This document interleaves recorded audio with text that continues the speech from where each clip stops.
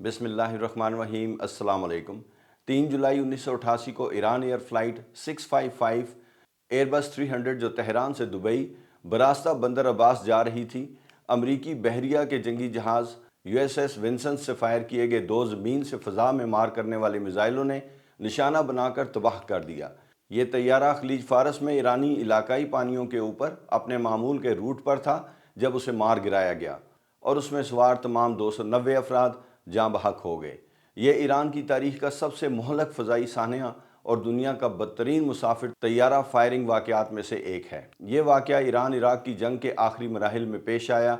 आज मैं एक भारी दिल के साथ आपको इस मुसाफिर बरदार तैयारे के शूट डाउन का वाक़या सुनाने जा रहा हूँ, जिसे अमरीकी वॉरशिप ने मिज़ाइल से निशाना बनाया। ये कहानी मैं आपके सामने एक एयर ट्रैफिक कंट्रोलर की नज़र से रखूँगा और कुछ ऐसे हक़ाइक़ बयान करूँगा जो शायद आपने इससे पहले कभी ना सुने हों। चूँकि मेरा पेशा एयर ट्रैफिक कंट्रोल है, इसलिए सिविल एयरलाइनर्स की परवाज़ों को महफूज रास्तों पर ले जाना, क्लियरेंस देना और रेडार माहौल में काम करना हमारी बुनियादी ज़िम्मेदारी है। हमें ये बखूबी मालूम होता है कि अगर कोई हवाई जहाज़ बग़ैर इंफॉर्मेशन हमारी एयर स्पेस में आ जाए तो इसकी शिनाख्त के लिए कौन कौन से तरीके इस्तेमाल किए जाते हैं, हमारे दिफाई इदारे हमसे किस तरह की इंफॉर्मेशन मांगते हैं और उनका क्या तरीक़ाकार होता है, और अगर इस हवाई जहाज़ की शिनाख्त ना हो सके तो फिर क्या तरीक़ाकार होते हैं। ये तकरीबन वही वक्त था जब सिविल एविएशन ट्रेनिंग इंस्टीट्यूट से एयर ट्रैफिक कंट्रोल का बेसिक कोर्स मुकम्मल करने के बाद मैंने लाहौर एयरपोर्ट पर फ़्लाइट इंफॉर्मेशन सेंटर में अपनी ऑन जॉब ट्रेनिंग शुरू की। हमारे इंस्ट्रक्टर्स ने इस शूट डाउन के बारे में उस वक्त दस्तयाब तमाम मालूमात नहायत वजाहत से समझाईं। ख़ास तौर पर यह हिदायत दी कि अगर कभी एयर डिफेंस की जानिब से किसी फ़्लाइट के बारे में पूछा जाए कि फ़लाँ मुकाम पर कौन सा हवाई जहाज़ है, तो उसे कभी मामूली ना समझें, बल्कि फ़ौरन मुकम्मल तहकीक करके दुरुस्त और मुकम्मल मालूमात बर वक्त मुतल्लिका एयर डिफेंस हुकाम तक पहुँचाएँ ताकि वो सही फ़ैसला कर सकें। चूँकि ये वाक़या ताज़ा पेश आया था, इसलिए हम इसके बारे में अक्सर सोचते और अपनी ट्रेनिंग के दौरान इस पर बाकायदा डिस्कशंस भी करते थे। ईरान इराक़ जंग के दौरान ये वो वक्त था जब ईरानी गन बोट्स समंदर में इराकी ऑयल टैंकर्स को निशाना बनाती थीं ताकि वो इराकी तेल आलमी मंडी में फ़रोख्त करने के लिए ना ले जा सकें। अमरीकी बहरी बेड़ा, जिसमें जदीद जंगी बहरी जहाज़ शामिल थे, इस समंदर में न्यूट्रल बहरी जहाज़ों की हिफाजत के लिए तैनात था। इसी दौरान अमरीकी जंगी बहरी जहाज़ USS विंसन को इतला मिली कि आज ईरानी गन बोट्स की जानिब से कोई कार्रवाई मुतवक्को है। चुनाचे ये बहरी जहाज़ पहले ही अलर्ट और तैयारी की हालत में था।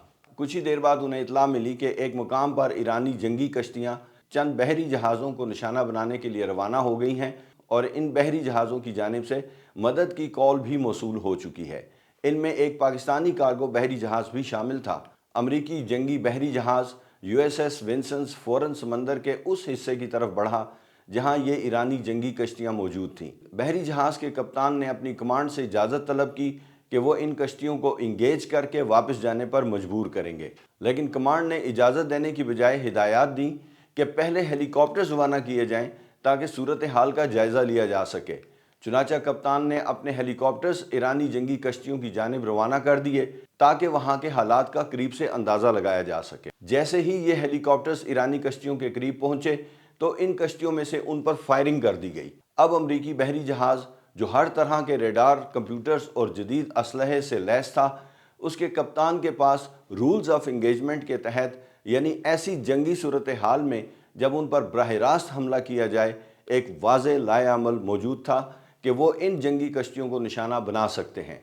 चुनाचे ये बहरी जहाज़ इन कश्तियों के पीछे लग गया और दोनों के दरमियान फायरिंग का तबादला शुरू हो गया।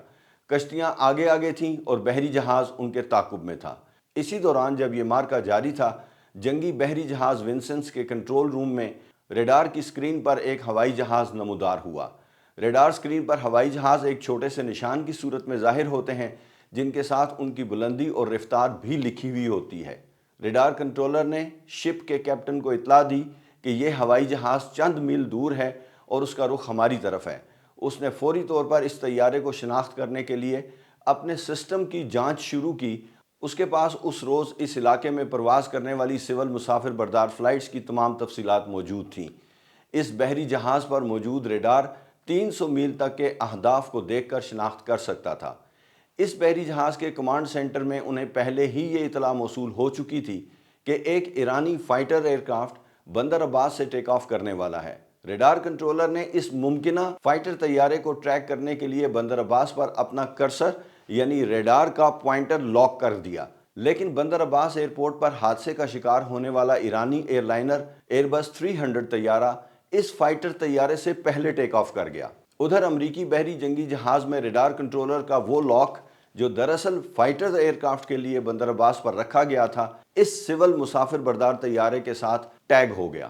اب بحری جہاز پر موجود ریڈار کنٹرولر کو اپنے اسکرین پر یہ طیارہ ایرانی ایئر فورس کا فائٹر جیٹ دکھائی دے رہا تھا، جبکہ حقیقت میں یہ ایک مسافر بردار طیارہ تھا جس میں 290 لوگ سوار تھے۔ یہ طیارہ اپنی فلائٹ پلان کے مطابق اپنے مقررہ روٹ پر آہستہ آہستہ بلندی کی طرف جا رہا تھا، اور اس کی بلندی میں یہ تبدیلی امریکی بحری جہاز کے ریڈار کنٹرولر کو بھی نظر آ رہی تھی۔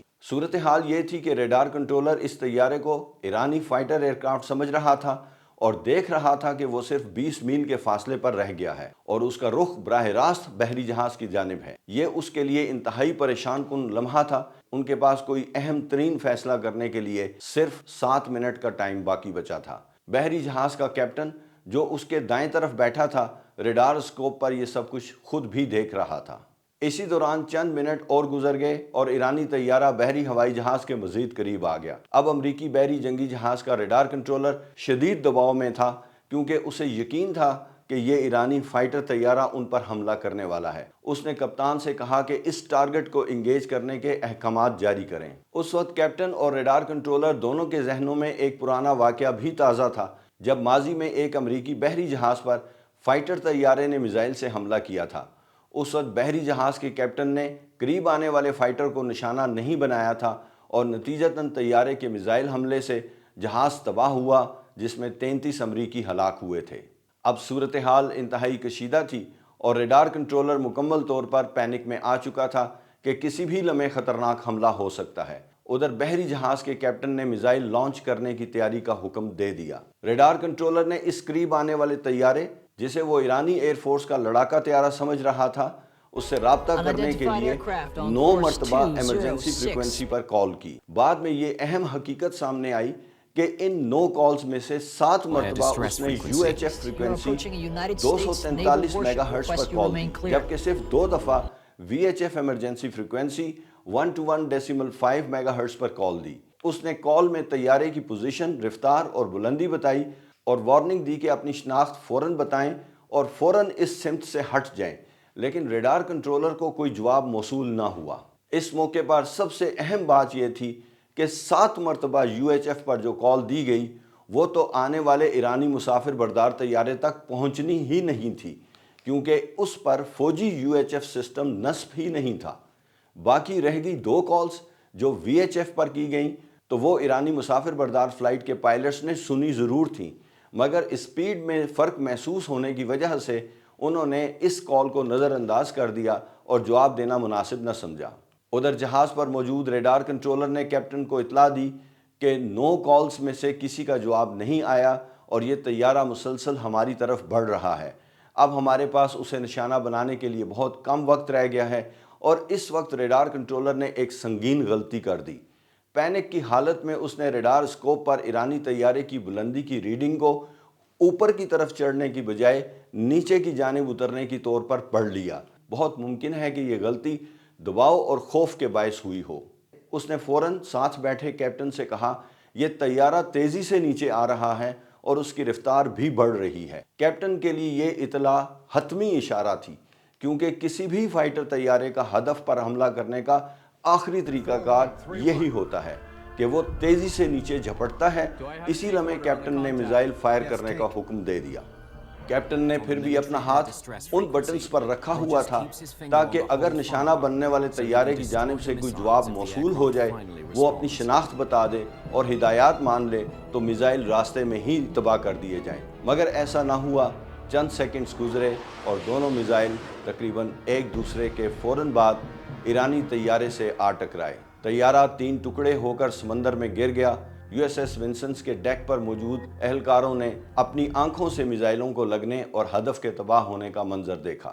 اہم بات یہ ہے کہ اس سمندر میں موجود باقی کسی امریکی بحری جنگی جہاز کی طرف سے اس ایرانی طیارے کے بارے میں کوئی وارننگ جاری نہیں کی گئی تھی کہ یہ ایرانی ایئر فورس کا لڑاکا ہوائی جہاز ہے یا اس کا ارادہ خطرناک ہے۔ ایران نے اس واقعے پر دنیا بھر میں بھرپور احتجاج کیا، موقف اختیار کیا کہ مسافر بردار طیارہ اپنے روٹ پر تھا اور اس نے کسی قسم کا حملہ کرنے کا کوئی اقدام نہیں کیا تھا، اور پھر بھی اسے امریکی جنگی جہاز نے کیوں مار گرایا۔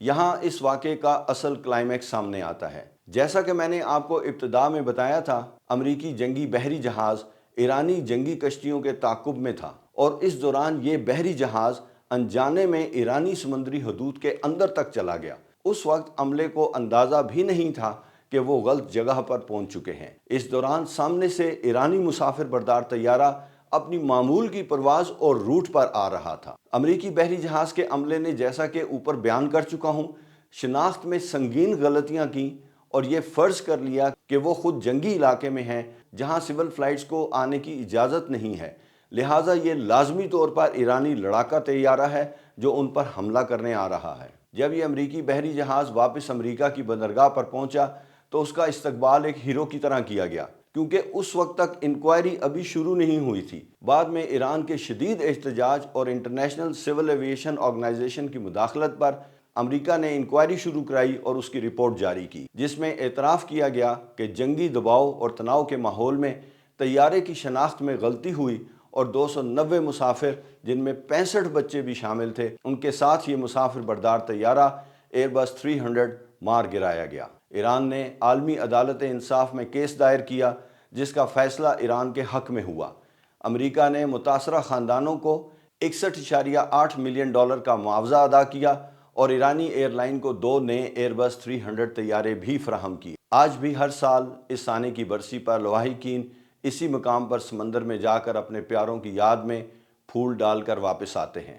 یہ سانحہ ایویشن کی دنیا میں ایک سنگین یاد دہانی ہے کہ جنگی ماحول میں معمولی سی غلط فہمی بھی کس قدر بھیانک انجام لا سکتی ہے۔ سول ایویشن کے نقطہ نظر سے دیکھا جائے تو ایران ایئر فلائٹ 655 کا حادثہ صرف ایک ٹیکنیکل یا آپریشنل غلطی نہیں تھا، بلکہ یہ کمیونیکیشن، کوارڈینیشن اور ایئر سپیس مینجمنٹ میں ناکامی کی ایک واضح مثال تھی۔ ہم ایئر ٹریفک کنٹرولرز کی بنیادی ذمہ داری یہی ہے کہ ہر پرواز، خواہ وہ مسافر بردار ہو، کارگو ہو یا چارٹرڈ، محفوظ طریقے سے اپنے روٹ پر سفر کرے، اور اگر کوئی طیارہ شناخت سے باہر ہو جائے تو اس کی درست شناخت اور معلومات بر وقت دفاعی اداروں تک پہنچائی جائیں۔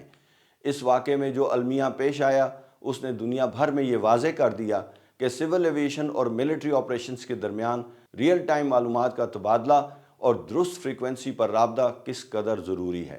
آج بھی یہ case study aviation training institutes میں پڑھائی جاتی ہے تاکہ ہر آنے والا پائلٹ اور ایئر ٹریفک کنٹرولر اس سے سبق حاصل کرے کہ ایک لمحے کی جلد بازی یا ایک چھوٹی سی فریکوینسی کی غلطی سینکڑوں بے گناہ جانوں کا خاتمہ کر سکتی ہے۔ اس سانحے نے یہ بھی ثابت کیا کہ ایئر سپیس کی حدود، بین الاقوامی قوانین اور سول ایویشن کے حفاظتی اصول کسی بھی تنازع یا جنگی صورتحال میں نظر انداز نہیں کیے جا سکتے۔ ایویشن کے اس سنہرے اصول کو ہمیشہ یاد رکھنا چاہیے۔ ہر جہاز سب سے پہلے انسانی جانوں کا امانت دار ہے اور اس کی حفاظت سب سے اولین ترجیح ہونی چاہیے۔ اللہ تعالیٰ آپ کو اپنی حفظ و امان میں رکھے۔ اپنا بہت خیال رکھیے گا۔ نیکسٹ ویڈیو تک کے لیے اجازت چاہتا ہوں۔ اللہ حافظ۔